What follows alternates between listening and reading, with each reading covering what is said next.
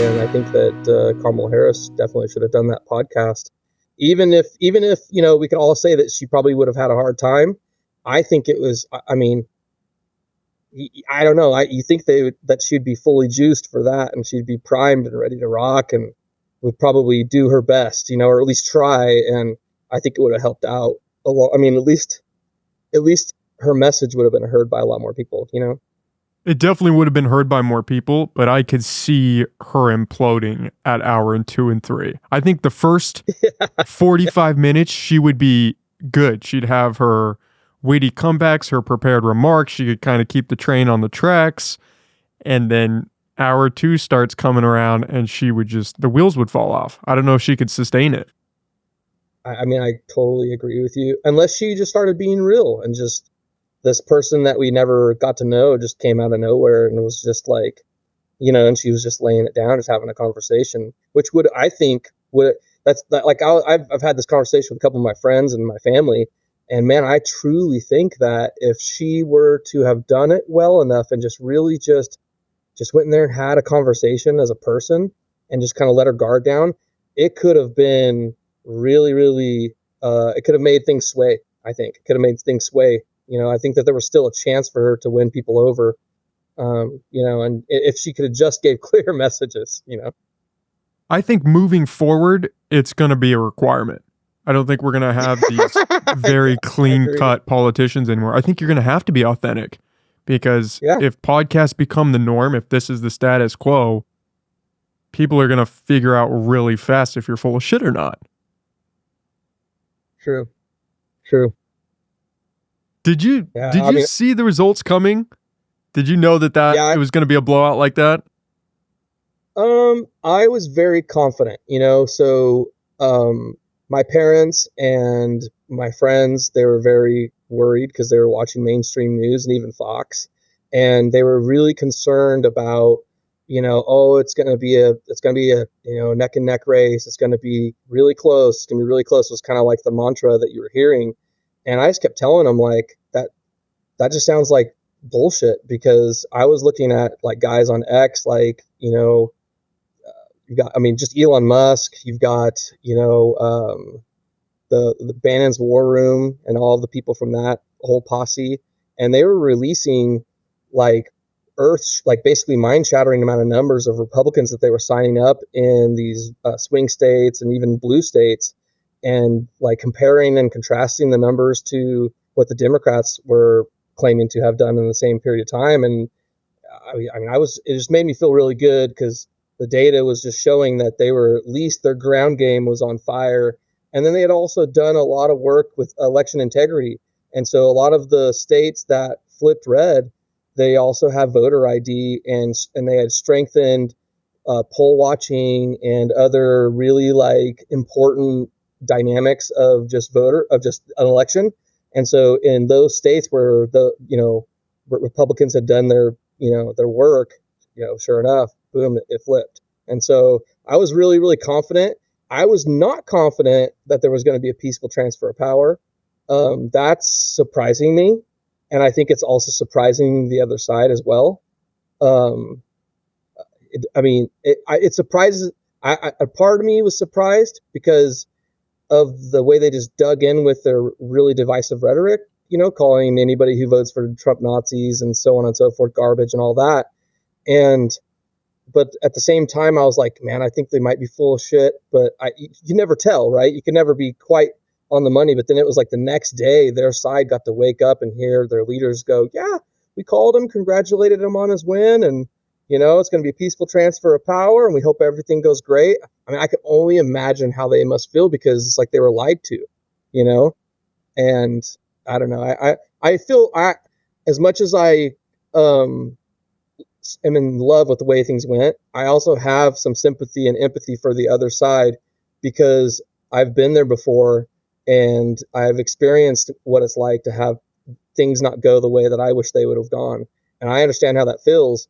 But at the same time, I think that when it happened, it wasn't due to legitimate causes last time. And this time, I think that they have to really I think it might be humbling for a lot of them, and I hope that it wakes up a lot of people too, just to the machinery of the way politics work in Washington, where, it's like, if they really think about it, they selected her, just put her in there.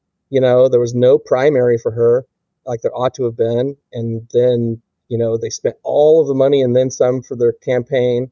And they said all the things that they said. And at the end of the day, they were just like, yeah, good job, Donald Trump. You beat us.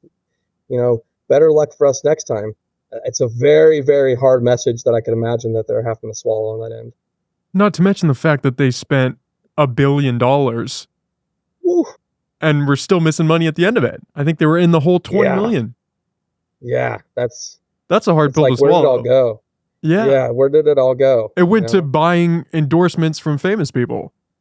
That's where it went. That's really what it seems like. That's really how it appears, and it's crazy. I'm proud of Americans. I'm really, really proud of Americans who saw through that charade. I'm so proud of them, because it's like, for so long, those endorsements would have really made a big difference, and for whatever it is this time, I think maybe it's the cost of goods skyrocketing. That's what I really think it is. That's the pressure that I feel the most as a father, is like, I've got a 11 and a 14-year-old, and they both eat food like I do. I mean, it's like basically living with grown men, and I'm just looking at the sticker shock I get from shopping for them, and we don't eat like luxuriously either. We're cooking up, hamburgers and just the normal stuff, so it's not like we're, eating Wagyu steak over here, and I get sticker shock every time we go shopping. I'm just like, oh man, it's brutal, gas prices, and, we could sit here and complain all night. I think that's definitely a big one. And I think it's immigration as well. I think those two really sunk the ship. Had they acted a little bit quicker, it might be a different story, but I think people were just so over it that they were ready for a change and really wanted a change. Yeah, absolutely. It's like, I mean, California, the California map is really, really, it makes me feel good, because a large chunk of Californians switched and voted red. Not enough, but a lot, and it's really encouraging, because you have our governor basically saying that he's going to make an about face post, like he's folding his arms and like, I'm not going to accept any of this, and it's, to me, it's like, dude, look how your own state voted. You know what I mean? And it's the majority of the country. And like, he's just like, we're still going to be a sanctuary state. It blows my mind to me that where guys like that can be. But then it's like, politics on the inside is so abstract and nuanced. You know what I mean? There's no telling what kind of pressures are on Gavin Newsom, Well, and it's hard to dig your heels in and take that stance when it's pretty clear that the public wants this, that there's a genuine mandate for Trump right now. I mean, you don't sweep the popular vote and the House and the Senate and then start questioning, well, do people really want to go down this route? Is this really what the American public wants? It's kind of hard to say that. It's really true. It's really true. It's today. I mean, I wish that stuff that was going on in Washington today went a different way. The Senate chose a different whip, but all those things are so great that you just lined up. Amazing. And it's totally like you're totally right. It is a mandate, and it's totally the will of the people should be honored, by all politicians from both sides, and I hope that a lot of them can have that humble approach, and it could just be it could be posturing that we're seeing right now. You know what I mean? It could just be that. But yeah, I wish today we would have got a different guy for the Senate. I think it was they chose the Thune. I think his name is Thune. And I really wish it would have gone to Scott. It would have been a better pick. It seemed like a lot of people were pushing for Scott and wanted. Yeah. They didn't want a secret vote or a closed vote. They wanted it to be open, to put a little pressure on their senators, obviously, to go for Scott, but it didn't seem like the chips fell that way. Yeah, but it's also, this is the way government's supposed to be. There's supposed to be checks and balances, even within a Republican, stronghold. There's Republicans that disagree with other Republicans, and that's fine. And that's kind of like the madness and the magic of politics, is just getting everybody to somewhat agree on a direction, which is incredibly difficult from my experience. But yeah, I mean, how are things up in Humboldt? I have no idea. Good. I mean, Humboldt's Humboldt. Humboldt's always going to be Humboldt. Nothing ever changes up here. You're behind the No, redwood curtain. It's all just the same. Minus the fact that it's we got all the just new the same. studio over here. This is changing, but I don't think Humboldt in and of itself is really changing. A lot of people are very disappointed with the election results. I've been talking to some people that are not happy, per usual. But yeah, things are good. Where are you at now? I actually live in Stanislaus County, so Modesto is where I'm at right now. Yeah, and so I've been here, and the plan is to basically eventually move out of state. But for now, I'm just going to stick here. And Modesto or Stanislaus County flipped red, which is really really nice across the board. So it's a different vibe being here. Like even when I lived in Humboldt, I would visit the area during COVID, for example, and man, it was like going to a completely different country. And it was really, really sad for the entire family coming back to Humboldt during COVID because the way that everybody reacted to it in Humboldt was just so restrictive and over the top. And then out here, it was like people just didn't give a shit. You know what I mean? It was just like, whatever. You can walk into any store, no mask on. They're like, hey, how's it going? Hi, nice to meet you. It was just nothing, like nothing. You know what I mean? Like if someone said something to you, everybody would just be like, well, what's wrong with you? Like, leave me alone. So it's just a complete different vibe out here, and it's kind of nice. It's crazy how much things can change even within a state like California, where it is so big that if you just go a little further south, you feel like you're almost in a different state. Yeah. What was the decision to move down there for you guys? It was basically kind of like attrition happened. We were just worn down by everything up there. It was getting so expensive. And then at the same time, just on Christmas Eve, we had the plumbing at our house. Basically, when you would flush the toilet, it stopped working. And our house was on a septic system. And it was there's like a big storm that happened, and we didn't realize it until like a day or so. But basically, there was some floor drains that were underneath the house and are in the garage and stuff that were part of the original property before the house was built on top of it, and those started backing up basically all of the septic underneath the house. And yeah, the entire square footage was just like a lake. The house was built on like an old what was it, a cheese factory, and so like it had a really high foundation. So if you can imagine like 2 feet of concrete that was basically around the entire perimeter of the foundation of the house, and the house was built on top of that. So we had to like walk upstairs to get into the house, even though it was totally flat where we were at. And so it was just that 2.5 foot concrete that was the entire. So it was like a big bowl underneath. And after like 2 days, we're like, what is that smell? And we're like chasing this phantom smell. And when I finally found it, it was on Christmas Eve at nighttime, and I'm out there, and it's just like pouring out from like the crawl space where you could get underneath to like do electrical work or whatever. It's just pouring out, and it was like a river of just nasty that was just flowing through all of the stuff that I had in my garage. And so it was just tragic. It was just really tragic, and we had to make decisions quickly, and so this is what we chose. It was basically on Christmas Eve. That's not what you want. That's not a good way to find out. No, dude, it was brutal. It was really brutal. What's going on with Lost Coast Populist? Have you kind of dialed back on that to focus on work, or is that still? I just completely abandoned it. To be honest with you, it's completely in the way exactly it was the last day that I was in Humboldt County. And everybody else just kind of walked away from it too. A lot of it was just myself, Ash Teeter, and Jamie were the main people that did it. And Liberty Lady, I think, is the only one that still lives in Humboldt, and so the two of us, Ash lives in Tennessee now, and and so I don't live in Humboldt, so it's kind of like I don't really have any meaning or need to do it. The whole reason and purpose behind it was to try to improve conditions while we were there by fighting back in some way with the media. And it definitely had its mark, and it did what it did. But after that, I moved here, and it's like there's just no purpose for it, right? And so it's hard I'm doing web development, but okay, nice. Yeah. So I'm still building websites, but just not. Yeah, it's kind of hard to keep a local news agency running, especially when 2 out of the 3 people are no longer in the market for it. Exactly. But we just left it there because, I'm going to continue to pay for it and keep everything updated to the best I can to where, there's some of the content still there. And so it can still at least be there for like a historical relic, I guess.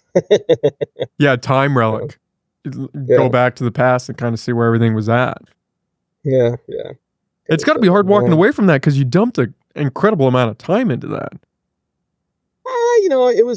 Like I say, it was for the purpose that it was for. A lot of the stuff that, like the time that was put into the website itself, I template all of my coding. And so I've kept everything cool that I thought that I built into it and stuff like that. And I can just use it on other projects if I need to. And I have. And so that's not a loss. And all of the words, all of the blog pieces and the news and the things that we covered, that's all awesome. It's like, that's all just kind of like journaling history, the way I look at it, and it should just stay right there because it's dated when it's dated. And it's, it has to do with the things that happened when it happened. And it's the countering opinion, So it doesn't really like hurt my feelings at all that it is what it is kind of a thing, Well, it sounds like you're satisfied because it did what it was intended to do at the time. And now totally satisfied. Time has kind of changed. Yeah, I mean, we were super happy with the results we had. I mean, we had stories that got picked up by all sorts of different national news outlets. We didn't get credit all the time, but there was things that ran that they only ran because we gave them the tip, which is really cool, And the one time we did get credit, it was a pretty viral story that went, pretty viral for a while, which was like the Sisters of Perpetual Indulgence guy that was, caught masturbating out by the beach or whatever, and that went kind of viral. So that was cool. Like we never expected any of that, right? Like we hoped, but we never expected it. So when it happened, it was just like high fives and smiles for, we were all lit up for months, it's awesome. And it's still something we did, so I don't regret any of it, man. It was awesome.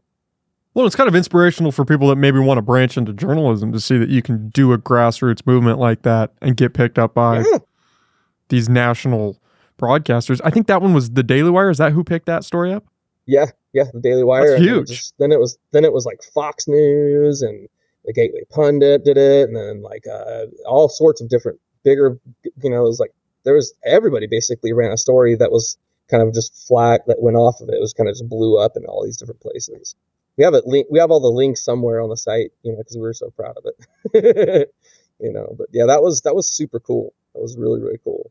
Yeah, I forgot about that story. Not too many people can say that, right? Like, we wrote these, and what the cool thing about the story too is that was just when, as a team, we would collaborate on stories, right? So like we would all publish them together, and that was actually one of like the first 5 or 6 that we'd actually collaborated all together, where we all did different things, sussed out different parts of the story, and made sure it was all, and I think that's why it like got picked up, because 3 brains are better than 1. You know what I mean? Yeah, you guys could polish the story a little bit. There's all kinds of stories we never ran with too that were just like all kinds of bad, dude. Like people sent me leads for things that I was just like, I'm not gonna run that, dude. And even if it seemed true, it was just stuff that like felt like we didn't have enough like protection to be able to like run stuff that potentially seemed like there's bad things going on in law enforcement there, or like people looking the other way about certain things, and then like, or like really, really like egregious things that are accused of some really powerful people there, and it's like, we'll go, we'll do some stuff, but we're like, like we're just dudes at the end of the day, right? It's like, what I mean? Like, I don't want to get picked off while I'm like shopping for my kids, like, yeah, we got sent all kinds of creepy stuff, dude. All kinds of. Well, and you have to try to spend the man hours to vet those stories to see if there's actually any legitimacy in there.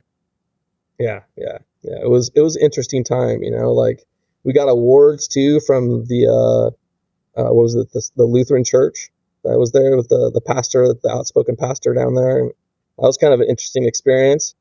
I thought that was cool, and he was very, very kind and nice, and completely the opposite of what the media paints him to be, which was fascinating. Do you ever come on your show? Yeah, that's the church in Ferndale. Yes. I'm drawing a blank on his name. So am I. Ty Bramwell. Yep, Bramwell. exactly. Yeah. I think we did it maybe 2 hours. That was right around the That's time amazing. I think of The Sign. Maybe a little Yeah, while afterwards. I gotta go back and watch that one. That would be good because Yeah, interesting guy. he's an interesting guy. He's a very Yeah. interesting guy. It's amazing what Anybody who happens when you has, actually sit down with somebody yeah, and talk to them for a little bit. I appreciate anybody who's consistent. If they're like, this is what I believe, and this is what I do, and this is what I believe, and then they're consistent, I'm like, well, there it is. You know what I mean? Like you can't complain about, it's like he's not a liar, it's like he is exactly who he says he is, and he does what he does. And so, I mean, I appreciate that about it. That's why I appreciate it about you too. Like, dude, you're just like, I'm going to do this podcast thing because I like it and I'm just going to keep on doing it. It's badass because you're consistent. I really dig consistency. I can respect that even if I disagree with your ideas or what your statements are, as long as you have that consistency. If I feel that you truly believe what you're saying, there's a little more leeway there than if it just feels like you're selling a dream or you're grifting on this topic because it's popular right now and you feel like you can get some notoriety out of it, then exactly that feels different. Dude, I totally agree. 100%. Entirely. That's one of my fears, with the Trump cabinet picks that are going on right now. And I haven't really started to dive too deeply into that realm because it seems like there's a lot of counter opinions and counter statements on who actually is nominated, who's not. But it seems like the general consensus is there's some worry that Trump might have his knees cut out, kind of like what happened in 2016. But then it's hard. I mean, he just nominated, I believe, Tulsi Gabbard to the DNI position, which it's hard not to be supportive of that. Director of National Intelligence, for people that don't know. That seems promising. That's very promising. I like her a lot. I do too. I really wish that she wouldn't have been knocked out when she was running. Me too. She's a great candidate. Bobby Kennedy, great candidate.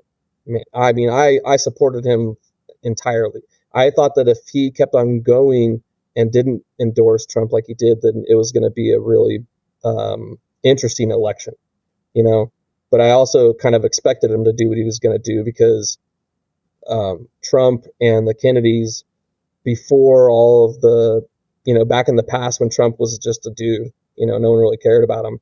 They were actually friends, and like not too many people know that history.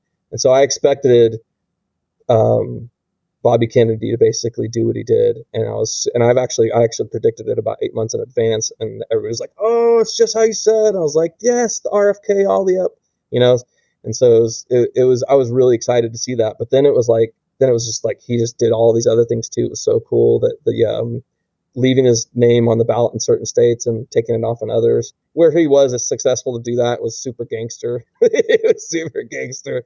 And then just all of his speeches, man, like he gave great speeches when he was running, but man, when he got on the Trump stages, man, his speeches were fire. He was just like on a different level. He was just, I think he felt like they were going to win. And it was like he was finally going to be able to attain his dream. And his dream's never been to be a president, right? It's just to basically go and help everybody and get everybody healthy again. And so I think it feels good to see him so fired up, basically. I'm super stoked on that. Like I've got a lot of family members too that are on the same level too, that they were huge followers of his, and they're just like so stoked that Trump won because basically, the trifecta won. We got some of the coolest candidates all together under one roof and kind of all seeing in the same vision. And it's also, like I was saying before, checks and balances on Trump. Like not everybody agrees with what Trump's thinking and his direction on things. And it's good to have people that have these other perspectives that so many people respect, and who can deliver them eloquently too, which is great. So they can just sit and they can just negotiate things and just make things better for the country, That's what I say to everyone that tells me they're a little worried about Trump being in office. I say, well, just look at the people around him. You've got Tulsi, you've got RFK, you've got Elon Musk, you've got Vivek. It's hard not to feel some semblance of enthusiasm when you're looking at those people and saying, this has to mean something. Dude. And just the stuff they're proposing too, like the Doge. Yeah, Department of Government Efficiency. Come on. Oh my God. It's just like, it's like a part of me is still kind of like it's the too good to be true feeling happens in my heart, where I'm like, in my heart's like, don't believe it. Something's going to happen and it's not going to work. But every indicator looks like we're just going full force ahead. And, the Senate stuff, it's a bummer, but it's checks and balances, and that's a good thing. It's the way it's supposed to be. And I think that, like you're saying, he's picking the appointees, and they're really good people, and they're going to have a hard time in the Senate opposing them. And I think if they try to do any shenanigans that are like stalling tactics or anything like that, they have, in 2 years, they're all going to be primaried if that happens, right? So it's like they know that it's like it's a tight little tightrope they're walking there, That's kind of where I'm at, is I don't want to get too far over my skis. I'm kind of trying to say, all right, let's just wait and see, be optimistic, be hopeful that this is going to be a good direction, that things are going to pan out how it seems like they will, but don't stay vigilant still. Yes, exactly. That's exactly how I feel. All of the ideas, a lot of it is this too. I think that, how old are you? Like 30? I'm 27. 30 something. You're 27? I'm 27. Yeah, the beard throws people crazy. Off. It does. It did throw me off. Man, that's cool. So I'm 42. In my lifetime, I was 6 years old, I think, in 1988. That makes me about 6 years old, somewhere right in there. And in 1988, that was the last time there was a Republican landslide like this. It was for Reagan, right? And so the interesting thing about it for me is that my entire lifetime, in my experience of it at least, nothing earth-shatteringly new has ever been innovated or changed or done by any politician that I can recall. The only person that I could say that's done anything innovative would be, and I don't support Obama, but it would be Obama when he, was the CARE Act, because it was innovative, it was different, you know what I mean? Don't agree with it, but I got to give him, it was different, but there wasn't much. The Bushes, I don't know, with the Patriot Act, I don't know if I could say that was innovative. It was just kind of bad, right? Innovative in a bad way. Give them credit for taking power and saying we're going to just spy on everybody, regardless of if you're an American citizen or not. And so there's that, but it's just nothing like he's like the idea of eliminating income tax and going to tariffs. That's gorgeous. That's incredible to me. I'm just like, holy moly. That could potentially be amazing. It was in the past, like there's Bobby Kennedy, his uncle, JFK, he issued an executive order, and you can look this up. It's like executive order, I think it's 11110, or it might be 11110, one of those two. I can't remember how many ones there are, somewhere right in there. And it was basically issuing a competing currency that our own treasury would print themselves, that was backed by gold, and one was backed by silver, and they would basically compete against the Federal Reserve note, and it wasn't shortly thereafter that he was assassinated. Draw your own conclusions. And so, and then those banknotes went away. His vice president, who took over as president at that point, basically went away. It took that executive order and basically threw it in the trash can. But I think it's very interesting, and I like the idea when things can compete. And I'm hoping that Bobby Kennedy is whispering that into Trump's ear, because this would be the kind of presidency and the kind of moment in time where they could pull off something like that, And I think it's a lot harder for patsies to pull off assassinations, as kind of recent history has shown us, So it's like, I think it's a good opportunity for maybe something like that to happen with our money. Yeah, it does feel like the stars have kind of aligned in that way. Just, again, you just don't want to be too hopeful. You've been burned too many times. Unbelievable. It's unbelievable. It is unbelievable. Even with the assassination attempts on JFK, on Trump, I hope that those files get released. I hope there's some closure there, because what we've been given is just ridiculous. Especially for the recent Trump ones, there's been nothing. Just, this happened, and now we're moving on to the next news story. I found it entirely fascinating that even his campaign was pretty dang tight-lipped about it. Trump himself, of a blabbermouth of a guy, right? he just doesn't say, he's just like, oh yeah, I love that chart, turn my head, act of God, super stoked, on to the next topic. And a part of me just feels, just because I've kind of watched the guy for a bit, that I feel like they got something up his sleeve. You know, he's got something up his sleeve. He gets intelligence reports. And a lot of people don't realize this, that he's got a SCIF at Mar-a-Lago, which is like a secure, I can't remember the exact acronym, but it's like secure containment information, blah, blah, blah, blah. But it's basically this room where you can go into, and like, apparently your cell phones don't work and nothing works, and you can communicate in there, and there's no way that people can spy on you. You can get intelligence reports from Washington and so on and so forth. And from what I understand, he still gets intelligence reports. So I'm sure he kind of knows what happened, you know? And I think if anybody believes for a second that that was just like some little weird kid, like on his own, you know, will and fortitude, going up and climbing up there and taking that shot and doing all the things on, then they're crazy. Because The Crooks one is the craziest story.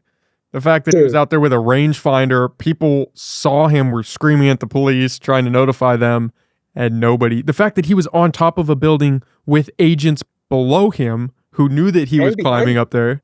The window behind him was there were supposed to be agents in that room, but they were all cleared out and they were doing other things. But if they were just where they were supposed to be, he was directly in line with a window that apparently Secret Service was at. It's crazy. The entire thing. All of it. Insane. Yeah. It's insane. The fact that he lived. Insane. You know? Insane. And then so many comedians have brought this up, and I think it's hilarious too, because I thought about it too. I'm like when he got up, I was like, oh my God, that's badass. But get fucking down, man. Like, what are you doing, dude? Like, he just gets back up and it's like, you don't know that it's over with. Like, but I guess they were just like, oh, we killed the guy. There's no more shots being fired. You're good. But so, still, I want to get my shoes. Historic like photo, though. Unreal. I mean, that thing's going to go down in history. Him there, the flag in the background, the blood dripping down his face, the fist up. Unreal. Insane. Unreal. I love too, for like months, there was all these conspiracy theories that was like, they faked it. They didn't actually get him in the air. And it's like, man, a guy behind him died. Like, there was blood on his hand. There's pictures on the internet of the fragment being gone. Like, I'm all into conspiracy theories, and that just blows me away that people just couldn't believe it. But it was a really crazy moment in time. I'm like, he didn't turn his head like that. I mean, it would have been game over. Done. Yeah. I've heard people say that he staged it, that he actually employed the shooter, and it was all part of his plan. Which is right, and that. Could you imagine taking a chance and having somebody shoot that close to you and just risk it? Say, this is our plan? There's no way for that to be done safely. Like, anybody that knows anything about shooting guns, there's no way that you could do that safely. Like, there's just, and also, it's like, what is it, part of his plan for someone to die? I don't think that he would do that. You know what I mean? It's just insane. Just like that kind of conspiratorial mind where it's like you'll just latch onto something without even like really good evidence to back it, you know? It's pretty crazy. But then I've done that too. That's the thing, right? I'm a fan of conspiracy theories, but that was just out. That was out there even for me. Oh, dude. It's a crazy time. I hope that it is amazing that he hasn't kind of hammered that consistently while on the campaign trail, that he did there was a moment where there was speculation that it was Iranian backed, and he kind of touched on that a little bit, and then it just went away again. Yeah. Unreal. What's really sad for me is I've never been to a Trump rally, and I always wanted to go, and there's never going to be one ever again. You know, it's kind of a bummer. You know, it's kind of a bummer, but it's not. But it's like, hey, you know, can't be too sore about it, right? Like where we're at, you know. But it's an interesting thing to me because I've thought about it. I'm like, wow, it's like that is literally a chapter of the past now. If you think about it, it's kind of fascinating. You know what I mean? That's just like, and now this, and now we're taking over power. Bada boom, bada bing. It's an interesting thing to me, and I'm really, really happy that he chose J.D. Vance as a vice president. He turned out to be such a sharp guy. And then also, I believe that he makes Trump assassination proof now that he's going to be the president, because the last thing they want is JD Vance as president. Because he's like, I think he's even more of a idealistic nationalist and an idealistic populist than even Trump is. You know what I mean? Trump's like a billionaire, and JD Vance is just like a multimillionaire. And he's I mean, if you've heard some of the stuff he's said in the past too, he's very much more a nationalist, than Trump is. So I think that's a good thing, because usually it's when you have a Pence up there, then you got the bad guys thinking, well, if he could just disappear, then we'd have this guy we can control. And then, and I don't think those thoughts are even going through their minds at all. Like, they're just like, we can't approach either of them. There's nothing we can do. This whole thing's fucked. That was surprising to watch him get branded as weird when all of that was going down. Because you listen to him talk. He's incredibly articulate, definitely a smart guy. And they just stuck. And the branding stuck. I mean, people legitimately thought he was some weird guy. And then you compare him with Tim Walz on the debate stage, and you're thinking, what? How did they just flip that branding? I think a lot of that lack of cohesion between what they would say and how they would actually execute was a huge, huge, huge problem in the entire process of their campaign. Like Tim Walz, her inability to consistently answer questions, because she would dodge them consistently, or she would say literally different answers to different crowds or to different people. And it was just, Americans just get this stuff like, a lot of us are all info junkies, whether we're on the right or the left. You know what I mean? And it's like, people are getting, everybody has Twitter, everybody has Facebook, everybody has access to this information to some degree on YouTube. They can't censor everything fast enough, and the word just gets out there so quick. And I was just like watching it all going, man, this is looking so good for us. Oh my God. But, always worried in the background a little bit. But man, yeah, they like Tim Walz, he really screwed the pooch, man. He was really goofy and just called himself a knucklehead and couldn't answer the question about, him serving the time that he served. And when lied. He actually just lied. And then when caught in a lie, said, I think the American people know who I am. I'm a knucklehead sometimes. Yeah. No, you're not a knucklehead. You lied repeatedly. You lied about being at Tiananmen Square.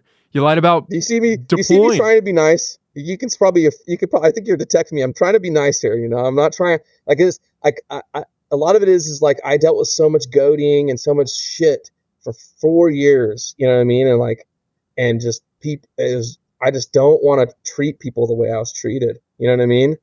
And so I'm just very much, and I see, I don't know, like, I'm a big fan of the movie I Heart Huckabees. Totally recommend it if you haven't seen it. Dude, you gotta watch it. It's so great.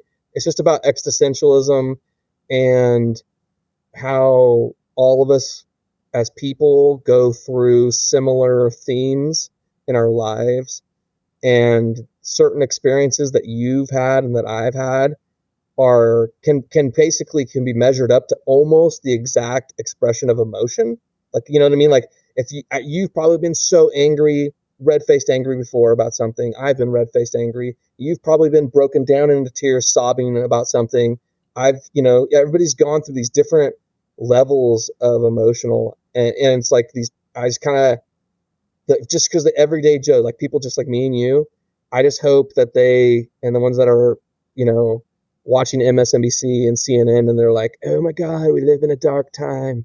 I just hope that they just think about it. It's like, do you really live in a dark time? Are we really all Nazis? And I just hope that they have like a wake up call, and I wish them all the best. And,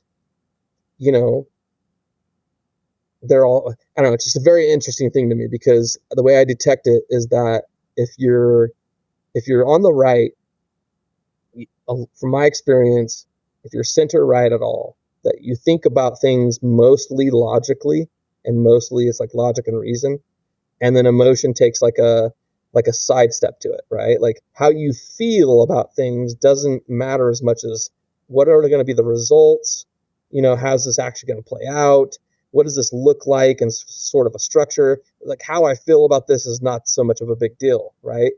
And the more you go right, the more the scale of this is how I feel and these are logic reasons goes like this, I think. And then the more you go left, the more emotion just kind of just takes over and logic and reason just goes out the window. And those people that live through that emotional lens, I can only imagine the kind of pain that they're going through. And it's like, it kind of sucks because you want to just, I want to just reach out to them and go boop, on their foreheads and just give them just a little bit of glimpse into the other way, so they can go, oh man, we're all the same. I'm you, you're me. We're brothers and sisters. We're Americans. This could be good for the country. You know what I mean? Which could be good for me because I'm part of the country. And, like, it's like, so that's my hope is that happens in the long term. Do you as we think go that forward, that's realistic? Do you think those individuals and maybe the Democratic Party as a whole will have any self-reflection on not just the wave of propaganda that they washed over people, but maybe a realignment in some sense that they need to bring into the future? That's a really good question. So I think that, yes, I think that is totally a possibility at this point. And the reason is because folks that voted for Trump but may not agree with everything he thinks and that have a dynamic and kind of like a nuanced way of looking at it, like me and you do, like we both support RFK, we both support Tulsi Gabbard. These are lifelong Democrats, just barely flipped over Republicans. We still appreciate what they say and the things that they stand for, right? That's a nuanced approach to this. This isn't, Christian right, where you're like, it's this way and only this way, And so that I think is what's going to shift the pendulum over the next 4 years is folks like you and I that are out there. We're like a microcosm for a macrocosm, right? And there's all these people out there that now they see the election results and now they're like, I don't have to be afraid of who I am and how I feel. I can speak my mind and I can't be shamed for it because I'm in line with the majority of the nation, right? And that's a good thing because if all those people take an approach of, we need to not shame not shame the everyday average other person who voted the other way, right? Because to me, there's a big difference between the everyday average person who votes a certain way and thinks a certain way and a politician. Because when you become a politician, you are aware of a lot more. When you work for a party, right? So say if I volunteer for the Democratic Party, I became part of a committee, or if I volunteer for the Republican Party, become part of their committee. It's a big difference when you step up from just being a normal voter to in that level of the machinery. And I think that the people that are in the machinery, so to speak, won't change much at all if over the next 4 years, maybe 8, if it keeps going one direction. But like the actual average everyday person, I think so big time. Table conversations, Thanksgiving, and just, we're a very social people. And I think that a lot of people like to be on the winning team as well. Well, bring it back. And they get what I call as winning curious. And so I think there's going to be a lot of people that are going to start looking. Oh! Did I get you back? Me? Yeah, I'm back. You're back. Okay. Did you can continue the thought. Yeah, it should. I think it should be saved. I was just clapping to see if I could bring it back, but we're good. All right. Yeah. So I just really hope that these people that are just average everyday voters that voted for Trump, that they have the courage and the ability to speak to people who voted the other way and realize that there's an opportunity right now that they can sway these people and bring them over and have good conversations with them where they're intrigued and their thoughts provoked and they're like, wow, that's interesting. Oh wow, I'm gonna have to look into that. And instead of it being a time to gloat and a time to kind of like put them down or to make them feel what you felt when things were different, I think that's a bad move. And any person out there that considers themselves a patriot, a Republican, or just voted this way this time, they should really think about treating their fellow man and their fellow woman in a way that's like, hey, are you still scared? And you're still, well, maybe you should think about changing where you get your information from. Where do you get your information from? And just have the conversation with them, and just be totally respectful, right? And just drop little seeds and just hope for the best. Because right now, hopefully they're winning curious and they'll go, wow, so many people thought this. I got to at least check it out because that's unprecedented. So there's a lot of people that'll do that, I think, just because they're winning curious. A lot of people flip football teams depending on who wins the Super Bowl and stuff, right? And so I think there's a huge opportunity for our country to unite in this administration going forward. I really do. I think that'll be the challenge for the right, is not letting what's happened over the past 4 years jade you and make you want to dunk on the left now that it's reversed. And it feels like the country is starting to reverse direction. You get that feeling of vindication, and it's easy to turn that around and say, see, I was right the whole time. You guys are retarded. You don't get a say anymore. Your opinion's not valid, and just shut down the discourse. Yeah, that'd be the worst.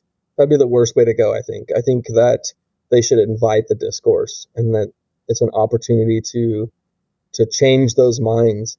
Like a lot of they need to reflect on censorship, right? Like I would just go look how much they want to censor what you think and what one side says. The reason they want to censor it is because they don't want these ideas and these concepts planted in the minds of the people that don't already think that way or are aware of them. Because once they get planted and those ideas get planted, they sprout into all sorts of other curiosity and things. Like the human mind is just a curious thing, and if you feed it information that, especially if it's something where it makes them go, was I lied to? And when they have that moment and then they confirm that they were lied to, and then they confirm again and confirm again, then it's like it's like a dominoes effect. It's like they just get so mad because they were animated to basically preach a false doctrine, so to speak. You know what I mean? And I actually have sympathy for them, because it's like I wouldn't want that for myself, and I don't want that for my friends or my family. You know what I mean? And everybody out there are other people's friends and other people's family. You know what I mean? So that's what I kind of look at. I just hope for the best for the country. You know what I mean? Well, and it's easy to slip into that retribution mindset given what has happened. And especially when you see now the left try to tamper down the rhetoric and say we need to have unity, like Chuck Schumer coming out and saying, oh, we need unity. And you stop and think, well, a week ago you were saying that we have the potential for Hitler 2.0 to be nominated into office. And now you cut to today, Biden is smiling sitting next to Trump at the White House. And you're thinking, what, where was that energy a couple days ago? That's why these conversations are good, because a lot of people don't think about it in those terms. You know what I mean? They're fed what to think by MSNBC. They're fed what to think by CNN, by CBS, ABC, and it's become part of their personality and who they believe they are. You know what I mean? It's like an integral part of their person. So it's very similar in system as like a belief system. Like I have constantly said that going to a leftist or going to a liberal and saying some of the things that I believe are true to them is like going to a Christian and saying, hey, good for you and everything, but Jesus Christ is not the light, the savior, or any of that. It's all hogwash. And you're not doing anybody any good by doing that. And you're just pushing them away because they're just going to be like, well, screw that guy. You know what I mean? And so it's like, I look at it, it's kind of like, you're like, ooh, we got ourselves a hot one. So it's like, okay, how can I talk to this person, get in there and not trigger them, And so it's like a Rubik's Cube kind of a thing, right? And I think that like conversations like you're having, it's like people need to realize there's a difference between people who voted for politicians and these politicians who just will throw out the most divisive rhetoric one day And then the next day are like, yeah, no, yeah, it wasn't me. I'm Schmo Joe with this guy. We're good. And that's, people need to see that. The more people see that, the more they realize how much of it's fake. Oh, Oh, something did I happened lose just you for now. a second? I don't know, like my camera switched for just a complete second. Like it went Um, to just me and then it went back. these are one of the perks of doing remote interviews. You got to roll with the punches. You got to roll with the punches. We can only deal with what the god of internet gives us, right? And I am hopeful in that way. I think because the divisive rhetoric was so heavy, and now you see it completely change course. I think that has the potential to be an eye-opening moment for a lot of people that maybe were under it, in the throes of it, and thought this really was, you know, a really bad moment for America that he was voted in. I think that this could be a time where they say, oh, maybe the information I was being fed wasn't entirely accurate, or maybe there's some disconnect that I was missing. And now that I can kind of sense that, I can look into it and come out with a different perspective. Maybe there was some key point I was missing there. And a lot of MAGA politicians that have been going up lately on the news, I think have been doing a really good job at just keeping their cool, taking the rocks that are slung from them, going into the worst interviews possible and the worst scenarios possible, and then just keeping their cool and then just saying what they got to say, but not doing it in a way that's like super overly divisive. It's just kind of like almost throwing comedy into it a little bit, which is so good. I just hope they keep it up. It's like the ones that are not being divisive and they're just doing that are just more power to them. And I just hope that like more people that are on the ground level like us, just everyday common people, that I just see it as a huge opportunity to talk to every liberal and be like, what do you think about that? And then not gloat about it and just kind of take them by the hand and just go, what do you think? How, like, do you really feel that way? Why do you feel that way? And then the more that you ask people questions anyways, the more they feel heard, they feel good about it anyway. So it's a good way to just communicate in general and understand people. You probably understand that. You're a podcast host. I'm sitting here telling you this. For other people out here watching the show, it's a good thing to do. Just to ask people questions because it makes them feel good. You know what I mean? And then you can take these people that may look at you as like a adversary and they become, your acquaintance and then hopefully your friend. And then you can have a long-term effect on their life and they can see maybe one day that they were lied to, and that's a good thing to do for other people, So it's like, I look at it as that way. I would love for the country to come together and heal. And because if that happens, then all of the deception and all of the bad stuff that's been happening to us, it'll be harder for it to come back. It'll be harder for it to keep going. You know what I mean? The more we come together as a people, the more like if this landslide could have been even more landslidey, it would be that much better. You know what I mean? The more, you know what I mean? It's like, there's a huge opportunity right now. Well, I think that was the big thing with him winning the popular vote, was just to solidify that this wasn't just some electoral college thing. This wasn't just a fluke and he just skated by. No, I mean, even the electoral college, he got 312. That's a lot. All of the swing states is insane. Oh, I mean, it is just a crazy defeat, dude. And so it's like that is the awesomest, and it's a really good thing. And I truly, truly, truly hope that Humboldt County, all the people up there can try to think a little bit differently and open their hearts to the rest of the country that doesn't quite agree with them. Yeah, time will tell. I know a lot of people that thought it was going to be a Kamala blowout and she was going to sweep Oh my him. God. And so the reality of this has been a little hard to swallow for them. That would sting. But I mean, what gave them that notion? Like, what data sets are you looking at?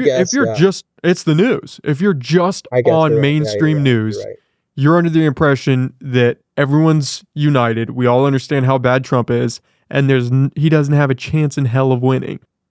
And then you see what happened on election night, and you're thinking, I guess the rest of the country didn't get the memo because we're not on the same page. No. Yeah. I mean, there couldn't have been different messaging going on. Like, I mean, I'm really thankful for Elon Musk purchasing Twitter and turning it into X. To me, that's like the most amazing thing for the future of the country, the future of potentially humanity, like he sees it. Just freedom of speech. I don't like I don't look up to Elon Musk. There's plenty of things that I disagree with him about, but the things that I think he's passionate about and I believe that he's authentic about are things that I agree with, which are like the freedom of speech, the Constitution, America being the last bastion of freedom and hope for the rest of the world. And so I was so happy when he took it over, and then everything he's done with it since has just been really, really, really cool. And so yeah, and then him just basically sticking his neck out there and just endorsing Trump and just even campaigning for him in Pennsylvania and some other states. I mean, it's huge, and I don't know. It blows me away. It really blows me away because they're actually competitors too. That's like, it wasn't spoken. I was actually really surprised it wasn't spoken about as much by the news. But to me, I was like, wow, this is really cool because Truth Social is in direct competition with X for advertising dollars, for, usership and everything like that, and it's like, I think that I just thought it was totally cool to see Trump basically go, yeah, I'll, have my direct competition work with me in the campaign and now have the spot in Doge, and it's like, it's incredible. To me, it's just incredible. Like, well, we're here. I was like, wow, the one thing that can bond us with the other side is we're all having a wow moment. Like, they got to realize that we're saying wow as much as they're saying wow, Yeah, that's a good point. We're all kind of just in shock. Dude, I'm totally in shock. Like, I can barely believe it sometimes. I'm just like, yeah, we're here. Every day I'm reading these announcements and listening to them, just going, wow. I hope it all pans out how we want it to. I really do. Because I think it could kind of be a course correction for the country in a lot of ways. With our food, with our medical system, with free speech. I mean, there are a lot of cards on the table right now that we have the potential to alter. It's incredible. If it all happens, it's going to be the most incredible time to live as an American, I believe. Like, just, what is it? I can't remember the name of it. He just announced it the other day. I saw a video where he was talking about having like was it the America Festival or something like this, where it's just like this long celebration and party thing where he's going to go to every single state and there's going to be some kind of festivities in every single state that are just going to support America. Dude, like, amazing, man, the ballot initiative, like, if they can go to forcing voter ID in all states, paper ballots, 1 day voting, and then having the election day be a national holiday, like, I'll take another day off of work to vote. Yeah, it's all low-hanging fruit there. I think everybody would support that. Oh, dude, like, sign me up. Like, I really hope that all of these things come to be, man. It would be so good for the country, and what would be really good too is the things happening that are being proposed, and then those things taking place, and then people realizing that it's not that bad and the sky's not going to fall, which would be further, like we're saying, like, bringing people along to realize that, like, hey, change can be good, and I would even say that this is probably revolutionary, like, super innovative, out of the box thinking change. This is, once in my lifetime change of 42 years, so I'm super excited for that reason alone. It's like, to me, it's just like, wow. Like, and I think that's part of the sexiness of what Trump got elected on, was fuck around and find out, right? Because there was no fuck around and find out with them. You knew exactly what you were fucking around with. You knew exactly what you were going to find out. Like, there was going to be no surprises and no innovation whatsoever. But with Trump, it's just all kinds of fuck around and find out. It's like the entire premise of his entire campaign and administration is just like, we're going to go in there and do everything different. It's like, wow, let's go. That sounds cool. Like, yeah, who knows what a Kamala presidency would have looked like. I don't know if I would have wanted to find that out. Well, I think it would just look like the last 4 years. It's like, I personally think, from just judging her, the way that she's taken it and the way that she's kind of, like, to me, the effort that she put into her campaign, I think that she's going to get paid out and that she's good no matter what the results were going to be. And that when she made the deal with whoever she made that deal with, when they didn't have the primary and they stuck her in, I think that she gets paid out and like she's just in a position where it doesn't matter to her at all. Like she's like, all right, woo, it's just Kamala's just going to go back to just drinking wine and and whatever the heck she does. Yeah, I think in terms of financial stakes, I think she'll be all right. I don't anticipate her falling into poverty or anything like that. She's going to be taken care of. She'll be A-okay. One thing, what do you think about this? We were talking about this earlier. Pardons. Do you think that Biden's going to go pardon happy? And then without a doubt. Pro quo? Oh, no question. Oh, right? No question. Oh, yeah. Hunter's getting off before Biden leaves, without a doubt. He's got nothing to lose now.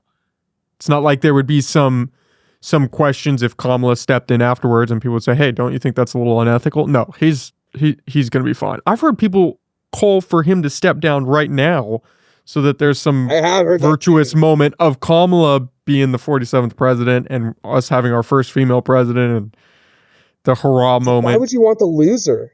Why would you want the loser to be the first female president? You want her to win by a landslide. Yeah, doesn't make sense. I can't even, it's just, oh my God, it's like so just, ugh. It's just, to me, it's like the worst sore loser would come up with such an idea, Well, and how would she feel? I would feel terrible if I lost and then was just kind of placated and put into that position because people felt bad for me. Then now, okay, I guess I just get this for a couple of weeks and then fade.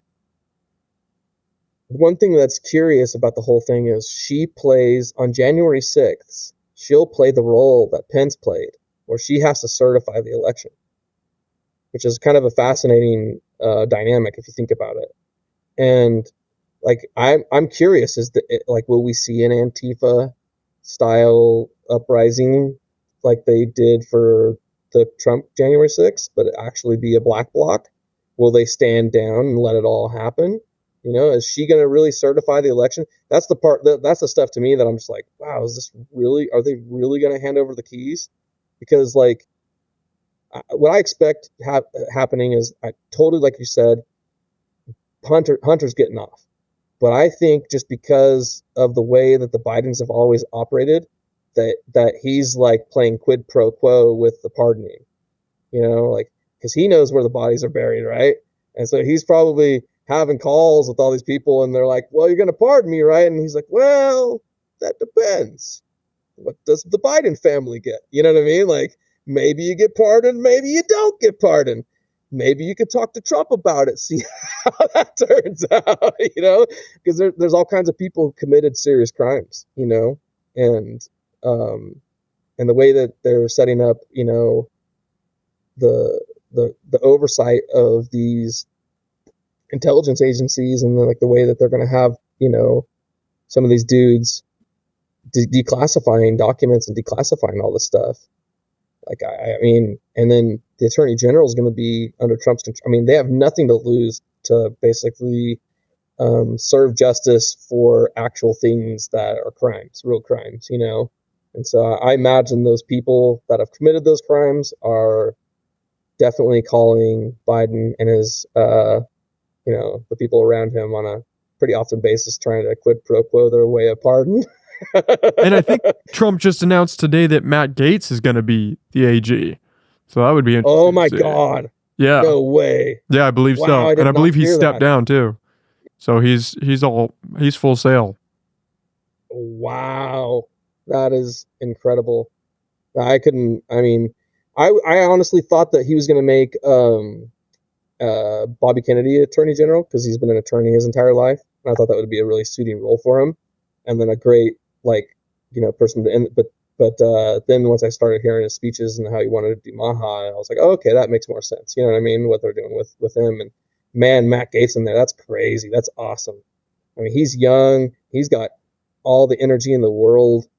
He's hardcore MAGA too. Like, he's full blown nationalist. He's great. Like, full blown awesome. Like, that's amazing. Do you know anything about his Secretary of Defense pick? Pete. I'm trying to blank on his last name. He's a veteran. think he went to Princeton. He's got a degree, I think, from a couple different spots. Is that the dude that's works for Fox right now? Yeah. I don't know much about him. I don't either.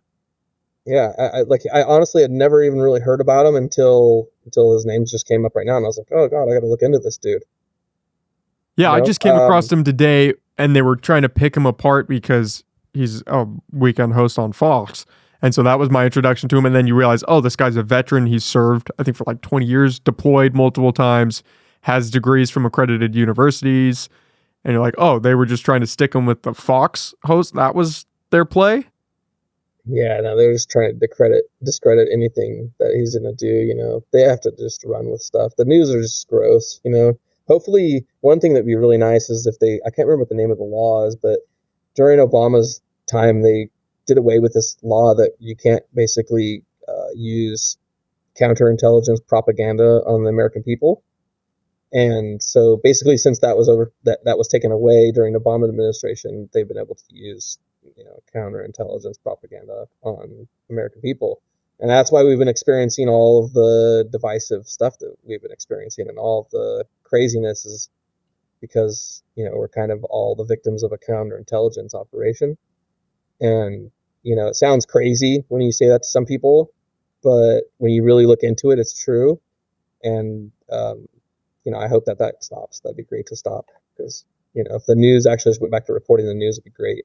Well, I believe that CNN just reported they're going to have mass layoffs. So I take that as a good sign that maybe there's some sort of realignment and recognition that what we've been doing it's not going to work anymore. So we're going to have to readjust. I mean, once the money guys see kind of the results, they're like, well, something's got to change. Yeah, exactly. They're companies at the end of the day, like during after the debate, there was all this time when they were saying, like, CNN and MSNBC, and some of them were all saying positive things about Trump and how he did in the debate and stuff. And it was really confusing my parents. And they're like, why are they doing that? I'm like, well, at the end of the day, they want to make money, and the dude brings in ratings. And they're like, that could be potentially playing out right now. So that's always, I mean, we're a capitalist country, right? Follow the money. They got to sell advertising dollars, and it takes viewers and ratings for that. Well, it's redundant to say at this point, but you're right. The acquisition of Twitter by Musk has been huge. Oh. I think that, Jeff Bezos coming out and saying the Washington Post isn't going to endorse a candidate, I think that was kind of a flag in the ground moment of, hey, things are going to start changing. I think he also said they're going to hire more conservative reporters. Don't quote me on that. Nice. So I think I think people recognize that if they don't change, times are going to get really hard. Money's going to start drying up. Could you imagine working for all these media giants and then just like realizing that Joe Rogan had a harder pull on the election than all of them combined? One dude in a scenario very similar to where you're sitting right now, but in Austin, Texas, right? Just having a conversation. And honestly, I watched JD Vance and I watched Trump, and I thought that they were from being part of the choir, they were nothing burger interviews for me. I was like, man, these are really, really good for independents and swing voters and stuff. And like, really, because they were chill. They were super just chill, like just talking, two buddies talking, and just random topics came up out of nowhere. And I was just, I don't know. I was hoping that Joe Rogan kind of tugged a little harder and pulled more spice out of the both of them. But I also realized looking back that that's not what they were trying to accomplish. They were trying to accomplish like, hey, these are normal dudes. They're not Nazis. Just hang out with us. Which was incredibly effective. You got the sense that they're not being politicians. They're just average people, and you can sit down and have a conversation with them, and it's not crazy or unhinged. They're just regular people. I was surprised there was no real October surprises from the Republican side at all. This like usually in October there's all like the laptop from hell and all that stuff happened to the last election. There was nothing.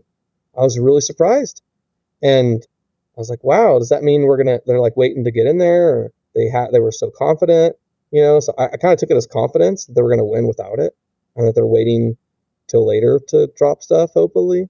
But it was really fascinating to me that there was just nothing came out from Trump's side of like, here's some evidence that the assassination was planned this way, or here's this, or you know what I mean? There was nothing. It blew me away. I expected there to be fireworks. I thought there was going to be fireworks, but in a negative direction. I mean, it felt like prior to the election, things were really ramping up in a bad way. You have 2 assassination attempts that are just ridiculous when you're looking at them and reading through what happened. And like for Crooks, the fact that his house was clean and there's no silverware and he's got, supposedly sophisticated bombs and detonators in his car, and all that just disappears. And you're thinking, there's no way we're going to make it to election night and nothing else happens. That it was just those 2 and then we're smooth sales. So lucky. We're so lucky. Like when Trump went back and did a rally there, I was just like, God, you're insane. I was like, I love it. But man, I was crazy. Like, I would never have done that myself. I wouldn't. One and done. Like, I'm good. I've been there. I've achieved what I need to achieve. I made it out. I'm not tempting fate twice. Yeah, like literally the same grounds. I was just like, holy shit. Just like, he just wants to, I think his message of just, I'm fearless and I'm going after this, I think it really resonated with a lot of people. And, God bless him for not getting killed. And I almost want to thank the assassin for being a shitty shot, Well, not even being a shitty shot, but for Trump turning at the last second. Oh. Because had he not turned, people would say, oh, that, I was watching that live. Were you really? Watching that 100%. I was watching that rally live. Yeah, dude. Because I watch a lot of the rallies. Just to be honest with you, I was listening to it. So I wasn't actually like watching it actively. It was on my phone. It was over here on the counter and I was doing other things. But I was listening. And then as soon as the first shot, tack, and I could tell things were going wrong. And that's when I looked over and it was like, whoa, what happened? And I didn't know what had happened. I had to reverse the video to watch it again. And I was like, whoa, my God. I remember I went and got my wife and we were both like, I think both of us cried a little bit too. We're just like, because we didn't know if he died or not, Where it's like, oh my God, dude, this is so terrible. And then when he got up, it was just like, oh, holy shit. Like, like both of us had just a huge wow, just whoa. Like, I remember both of us were jumping. We were just like, whoa. Like, it was just so freaking powerful, like of a moment. And I was really proud of the crowd too. Like, he said this a bunch too. And I remember even remarking it on the day. I was like, wow, I'm really proud. Like, no one's stampeding. Everybody's just kind of being cautious and looking around. Very, very interesting reaction for a crowd.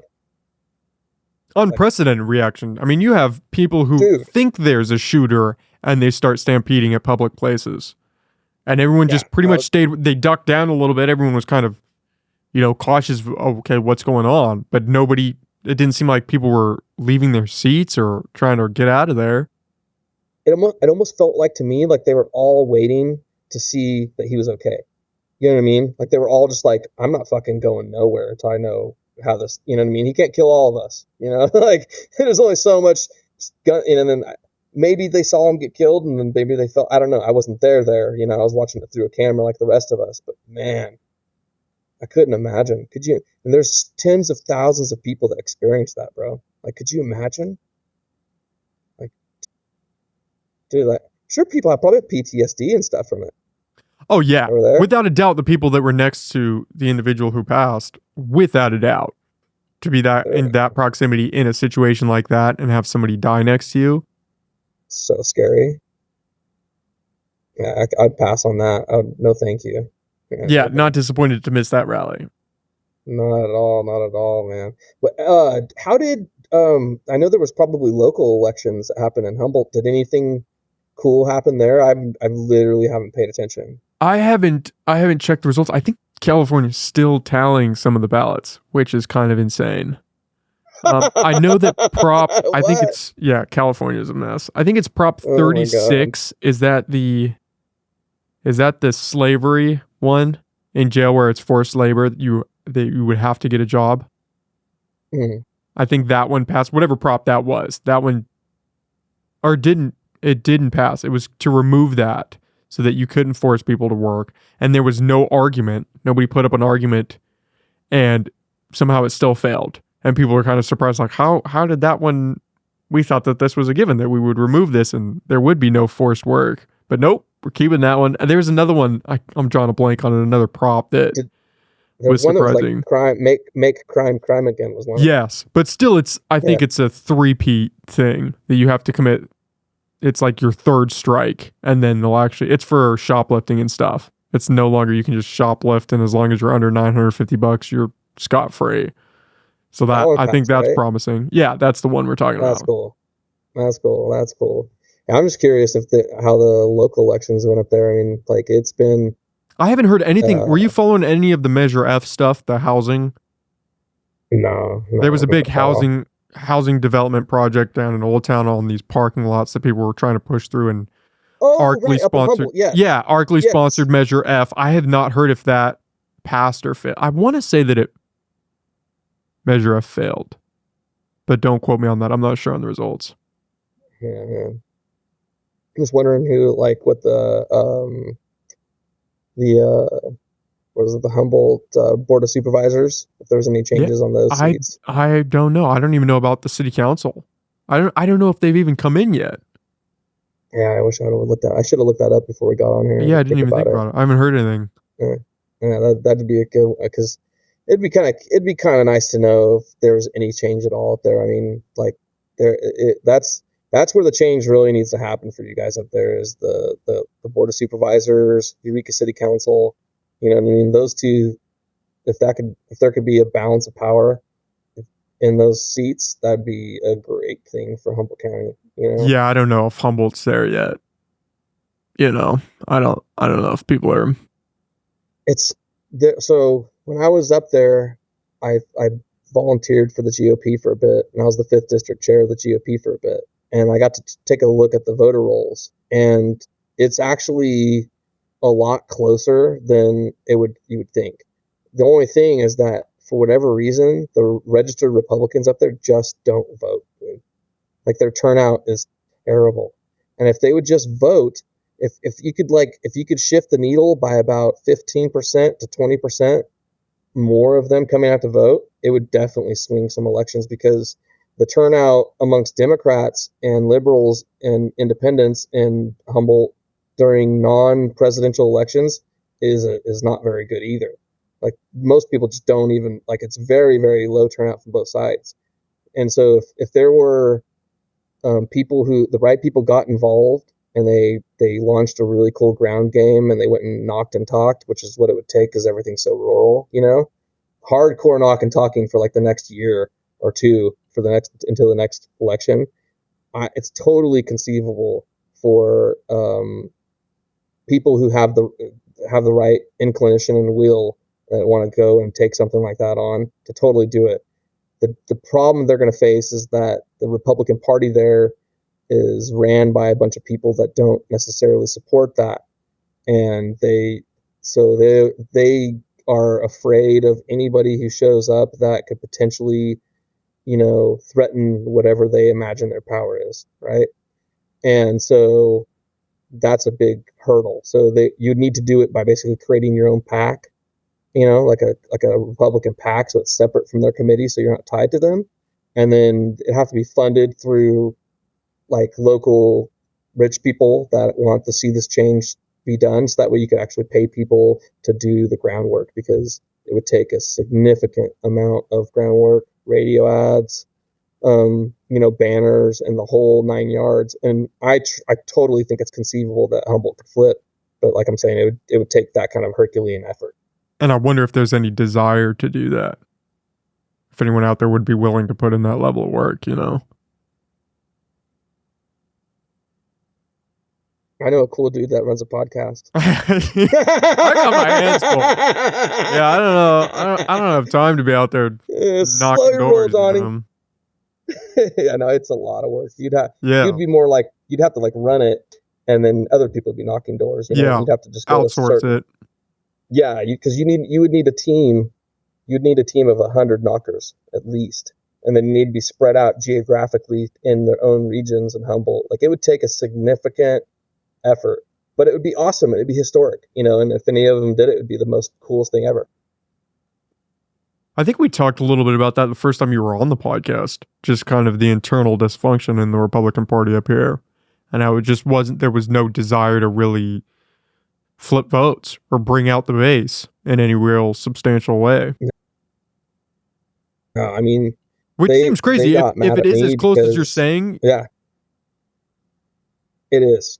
It's crazy close. I want to say it was like 60% Democrat, 40 some like it was like 58% Democrat and like 40, it was like really close, 42 something like that, right in there.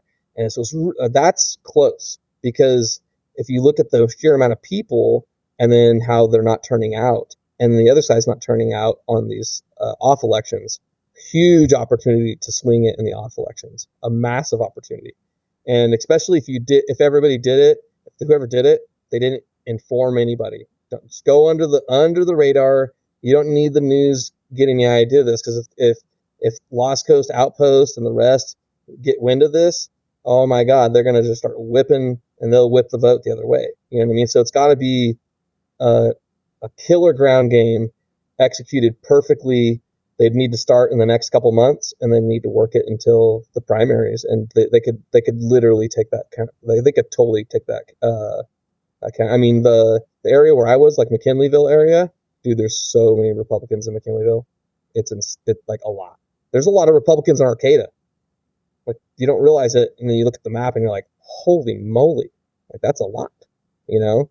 They just don't. They all feel beaten down, and they're so used to losing up there that they have no fight left in them, right?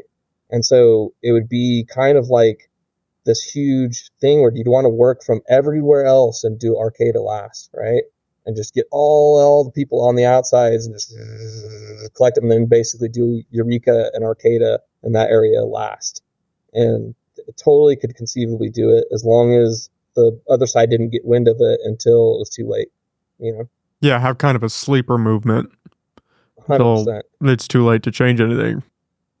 Yep. The opportunity, the window's open right now, though. I'd 100% the window's open for the right people to do it. I don't know they exist up there, though. You know what I mean? That's the thing. Yeah. Especially if the party itself doesn't have any will to do it. It'd be different if there was some desire amongst them where they're already established that you could kind of do something with it, but you're fighting an uphill battle.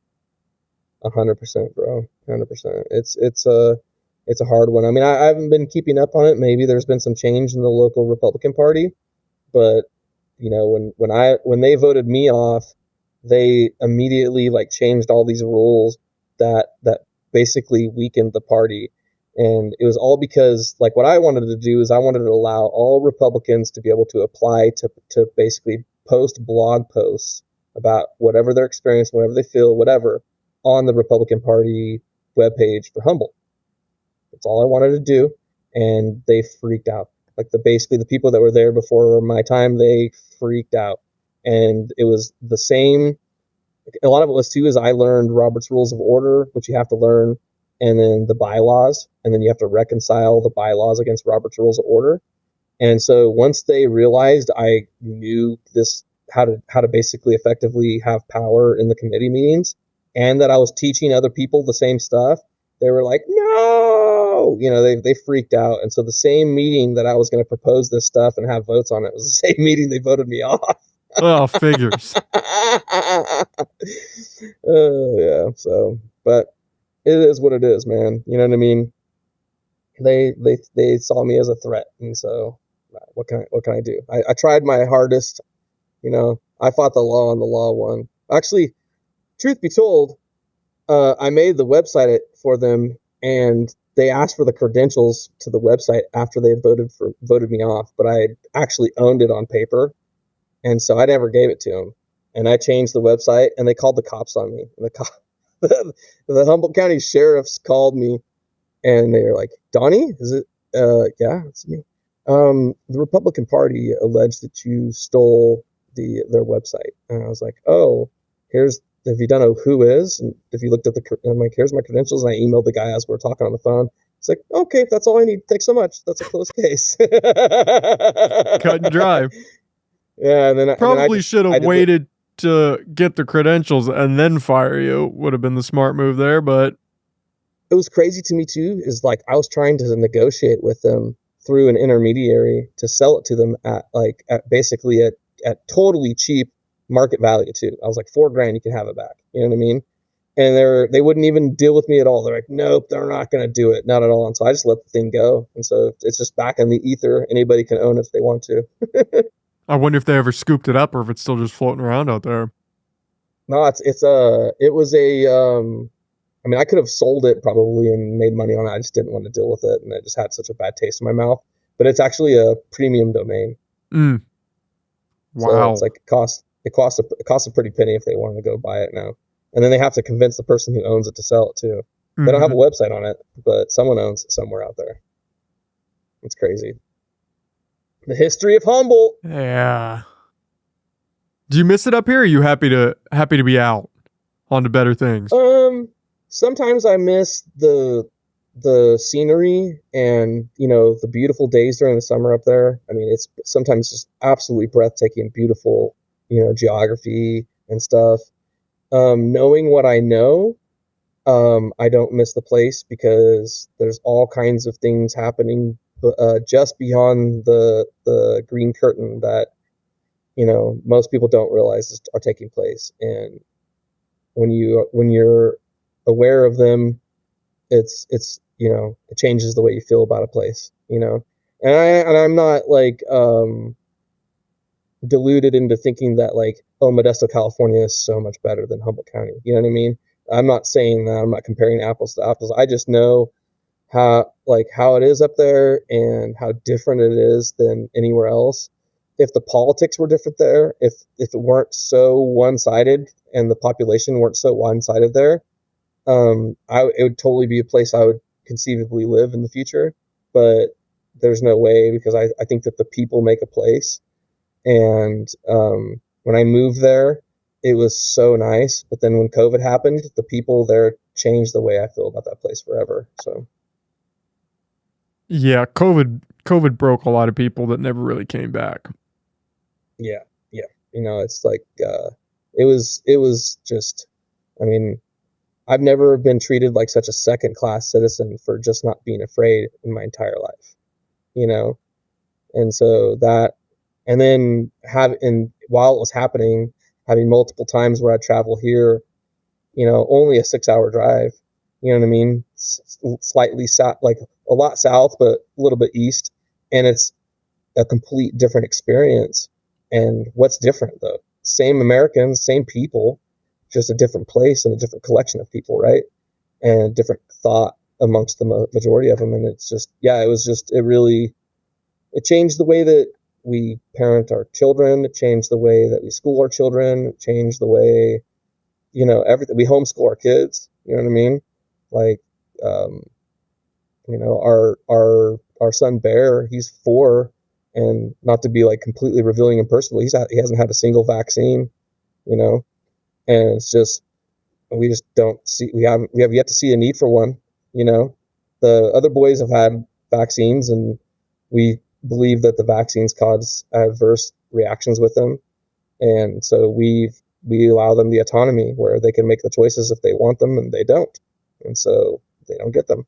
And so be it. Now, where my wife's a homeschooler, and she's a stay-at-home mom all the time, and it's from the experience of COVID when we had our kids in school in Humboldt that drove us to this, because we did the homeschooling. We were forced to do it during COVID, right? When everybody had to homeschool their kids, basically. And then, so we kind of learned that it wasn't impossible during that experience, but that we didn't like doing it and being under the thumb of the teachers and still having to like, you know, interact with them at all, And so when we realized that we could take the power in our own hands and give our kids even a better education than they're getting in school, that's when we really, took it full force. And, I mean, my kids read books so fast. I think my son read a Harry Potter. It took him like 2 days, 2 days, cover to cover, a whole Harry Potter like this.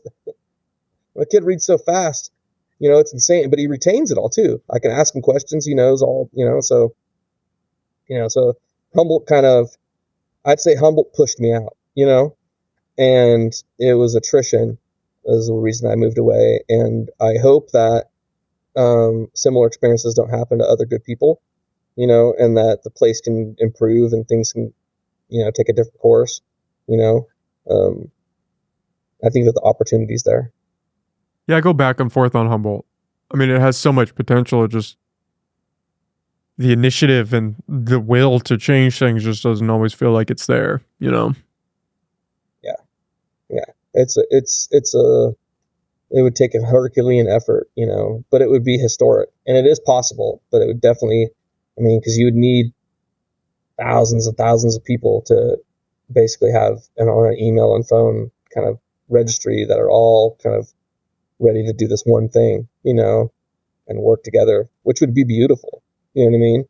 But also Herculean. Well, maybe this election shakes up enough things that there's some trickle down effect and people start wanting to enact some of that change more locally. I hope so. I really hope so. I hope so for you and everybody up there. I always want the hope. I hope the best for everybody. I hope for even people up there that hate me. I hope that one day they'll go, well, actually, that guy wasn't so bad. Oh my God, worst thing he'd ever did was go and hold a camera in a, weird, freaking, I don't know what you'd call it. Was like a drag show for kids or something. You know what I mean? I'm trying to be nice. I'm trying not to use the trigger words that they don't. Yeah, you're definitely being very measured. I wasn't sure if this was going to be kind of like a victory tour moment for you, but you maintain a very measured stance and just want to bring people back together. It sounds like. I am not the person that the news made me out to be up there. Not at all. They tried to frame me in one particular way, and it doesn't fit me at all. I'm a very dynamic human being, and I think about things deeply. And trust me, every part of me wants to gloat too. Like, I feel it. When I see these videos of these purple hairs like crying and shit like that, I fucking laugh. I laugh. You know what I mean? I do. Like, I have to laugh. And and some of the stuff, the headlines, like the time of darkness on MSNBC, I laughed so hard when I saw the headline. And it's just, but at the same time, I always just think about my kids and the way that I just think that other people are other people's kids, and I wouldn't want people to treat my kids in a way that I was treated, and so I don't want to treat them the way that I was treated, even though they fucking deserve it.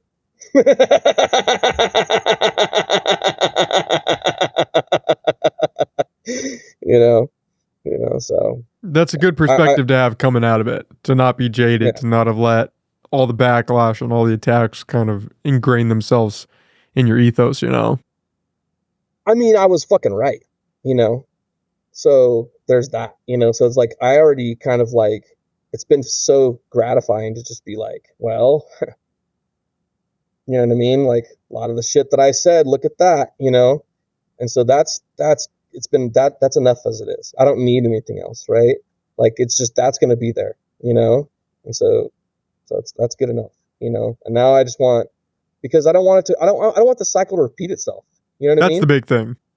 Yeah. Like, I don't want the cycle to repeat itself. I want us to go into the future and our future to be badass. You know what I mean? I would love for me to have a podcast in a year from now or something, and you're like, bro, holy shit, everything's amazing, right? And I'm like, yeah, everything's amazing. And like, what else are we going to talk about? I don't know.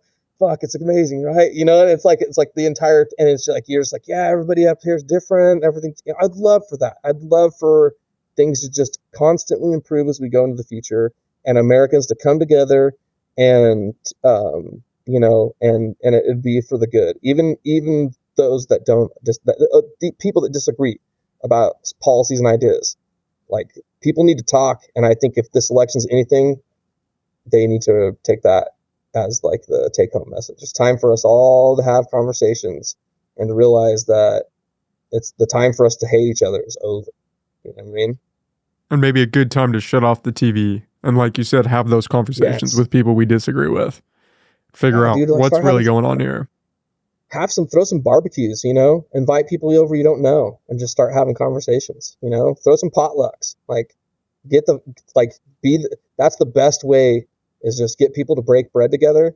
Then they can't leave because they're eating, they feel like they got to try everything. So you can get a long conversation out of them that way, And it's just it's part of our DNA, I think, to break bread together and to be a peaceful exchange, you know. So it's like, yeah, dude, huge opportunity, and I hope that it blossoms up there in Humboldt County where you're at, man. I hope for that too, man. I'm glad we did this. I'm glad we got a chance Me to sit down too. and catch up. Yeah. Me too.